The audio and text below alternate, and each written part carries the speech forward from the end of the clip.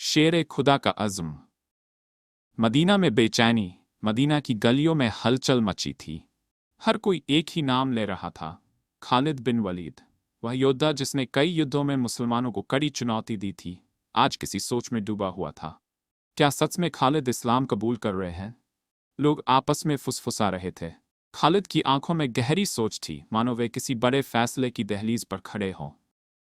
2. इस्लाम कबूल करने का लम्हा। खालिद बिन वलीद आखिरकार नबी करीम सल्लल्लाहु के सामने हाजिर हुए। उनके चेहरे पर पछतावे और उम्मीद का संगम था।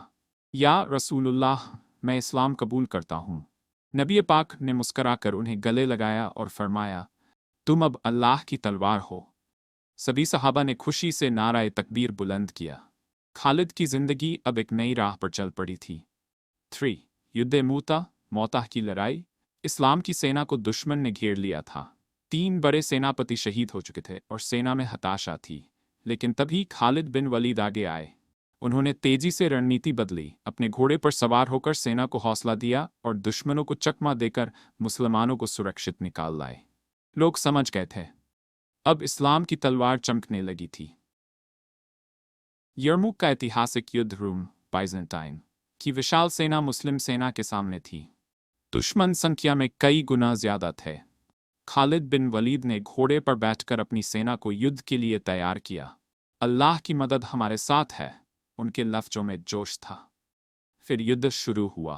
खालिद की बुद्धिमत्ता और रणनीति ने इस्लाम की जीत की बुनियाद रख दी। यरमुक की लड़ाई ने रोमनों की शक्ति को हिलाकर रख दिया।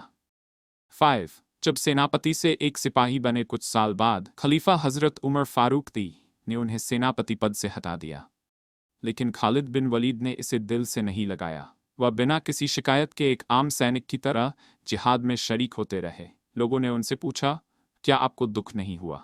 उन्होंने जवाब दिया, मुझे फ़कत अल्लाह की खुशी चाहिए, चाहे मैं सेनापति रहूं या एक सिपाही। आखिरी लम्हे और एक अधूरी हसरत। अब खालिद बिन वलीद अपने आखिरी दिनों में थे। उनका जिस्म जख्मों से भरा हुआ था, लेकिन वह अफसोस से बोले, मैंने पूरी जिंदगी जिहाद में बिता दी, हर जंग में लड़ा, लेकिन मेरी मौत बिस्तर पर आ रही है। काश मैं शहीद होता। उनकी आंखों में एक सच्चे मुजाहिद की तरफ थी।